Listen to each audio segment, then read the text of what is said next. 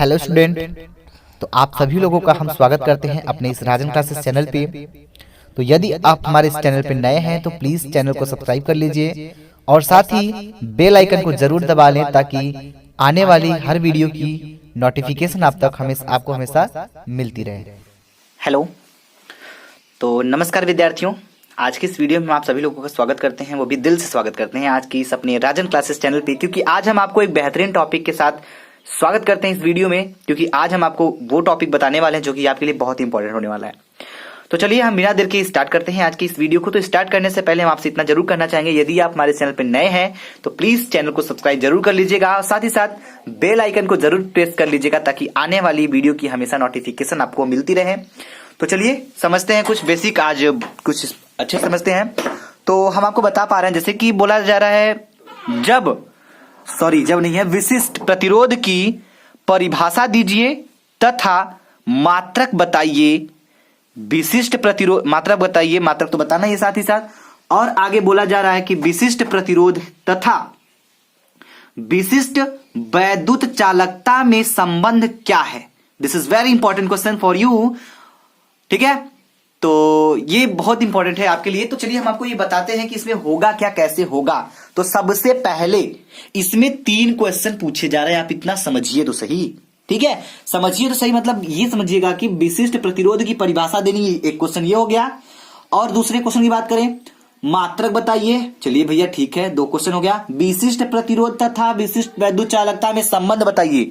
तो 3 क्वेश्चन पूछा गया, यानी ये क्वेश्चन जब भी होगा 3 से 4 नंबर का क्वेश्चन ये आपका बनता है, ठीक है भाई।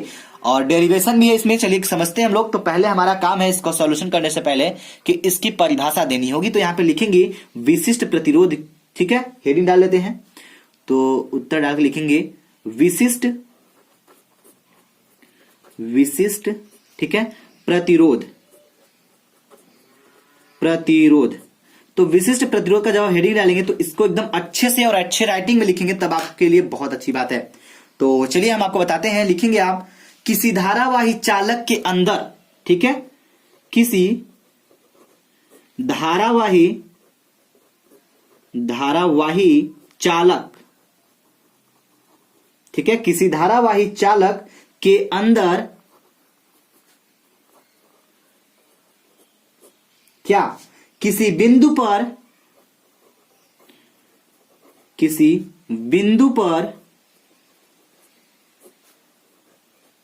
ठीक है, किसी बिंदु पर वैद्युत क्षेत्र की तीव्रता,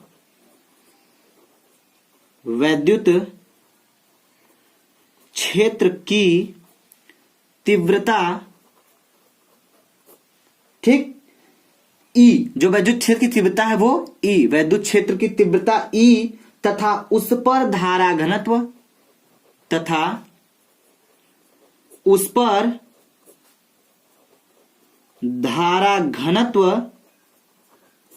क्या, धारा घनत्व जी, ठीक है, के अनुपात का चालकता, यानी जो इसका अनुपात है धारा घनत्व जे के, ठीक है, अनुपात को,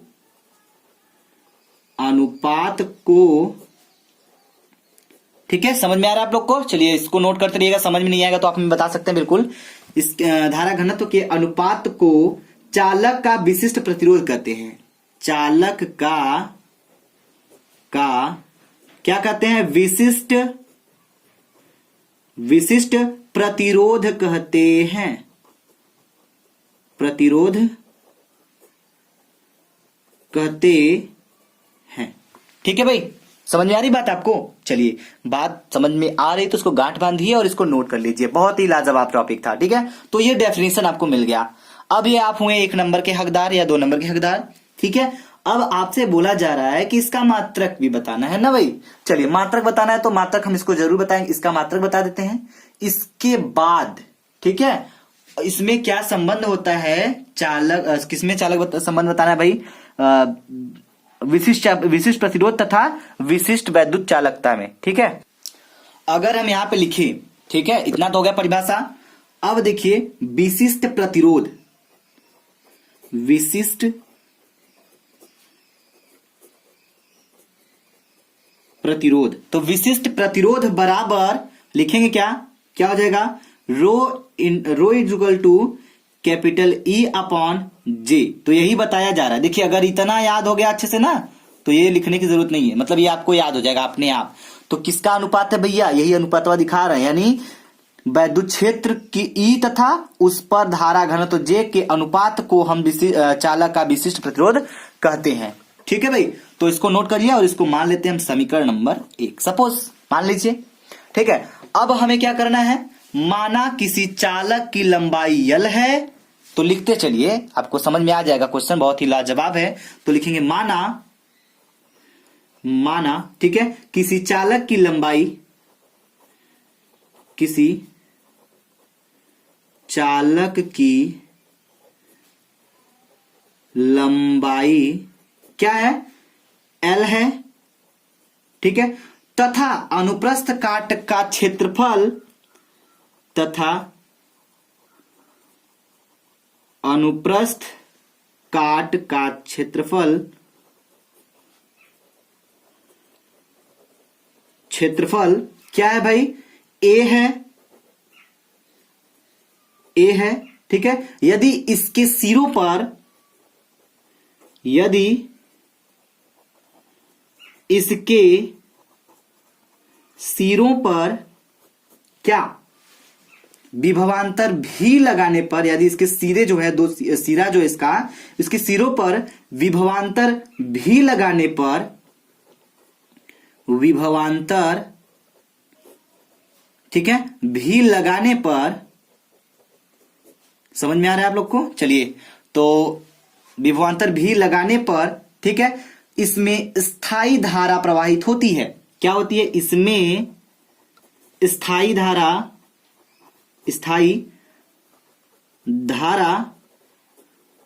प्रवाहित होती है। समझ आ रही बात, स्थायी धारा प्रवाहित होती है। तब तार के किसी बिंदु पर, तब, ठीक है, तार के किसी बिंदु पर, किसी बिंदु पर क्या, तब तार के किसी बिंदु पर, ठीक है, वैद्युत क्षेत्र की तीव्रता, वैद्युत क्षेत्र की तीव्रता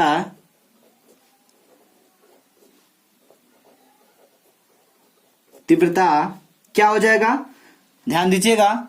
अगर इतना कंडीशन होता है, या माना किसी चालक की लंबाई l तथा अनुप्रस्थ काट का क्षेत्रफल a, यदि इसके सिरों के विभवांतर भी लगाने पर इसमें स्थायी धारा प्रवाहित होती है, तो तब तार में किसी बिंदु पर जो भी उत्पन्न वैद्युत क्षेत्र की तीव्रता होगी वो होगा E बराबर V बाई L। ठीक है, E बराबर V बाई L हो जाएगा। तो आपको पता है, तथा और जो होता है J बराबर क्या होता है, I बाई A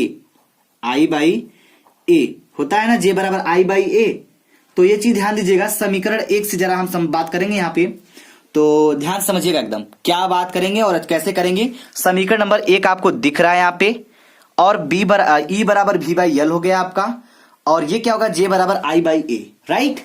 चलिए, तो यहाँ पे ध्यान दीजिएगा, हम लिखेंगे समीकरण नंबर 1 से, ठीक। चलिए, तो जब समीकरण नंबर 1 लिखेंगे हम, तो क्या है समीकरण नंबर 1 आपका, यही दिख रहा है। तो जरा हम देख लेते हैं, ठीक है। समीकरण 1, ठीक है, समीकरण 1 से, तो समीकरण 1 में यदि हमें देखा जाए तो समीकरण 1 था क्या आपका, वो था rho equal to E by J। बात को समझिएगा ध्यान से, ठीक है। समीकरण 1 आपका क्या था भाई, E बाई J था आपका रो समीकरण 1। इनको जरा साइड रखते हैं, ठीक है। अब यहां पे होगा क्या, रो तो रो अपने जगह पे ही रहेगा, is equal to E by J। E का मान अभी हमने जस्ट बताया क्या, V बाई L, तो यहां पे जगह V बाई L। अब बट्टे J का मान हमने लिखा I बाई A। अगर आपको कंफ्यूजन हो तो आइए एक बार मुलाकात कराते हैं इनसे, ठीक है। तो वही आप देख सकते हैं यहाँ पे, E बराबर V बाई L, ये था E का मान और J का मान। तो हमने उसमें समीकरण 1 में यहाँ पे E का मान रख दिया और यहाँ पे J का मान रख दिया। क्लियर है, तो कुछ समझ में आ रहा है ना। चलिए, वेरी गुड। अब चलिए समझिएगा आगे क्या हो जाएगा। तो ये हो गया आपका। अब एक चीज यहां पे समझिएगा, अब इसको थोड़ा हल करेंगे तो ये मिलेगा रो बराबर, ठीक है, रो बराबर V बाई एल, ठीक है, सॉरी क्या है, V by L upon I by A. तो ये हो जाएगा V बटे के I into A by L. A ऊपर चला जाएगा, एल नीचे आएगा, ठीक है, क्योंकि भाग है तो उसको जब हम गुणा करेंगे तो ये हो जाएगा। अब इतना होने के बाद हम लिखेंगे यदि चालक का प्रतिरोध R हो, यदि चालक का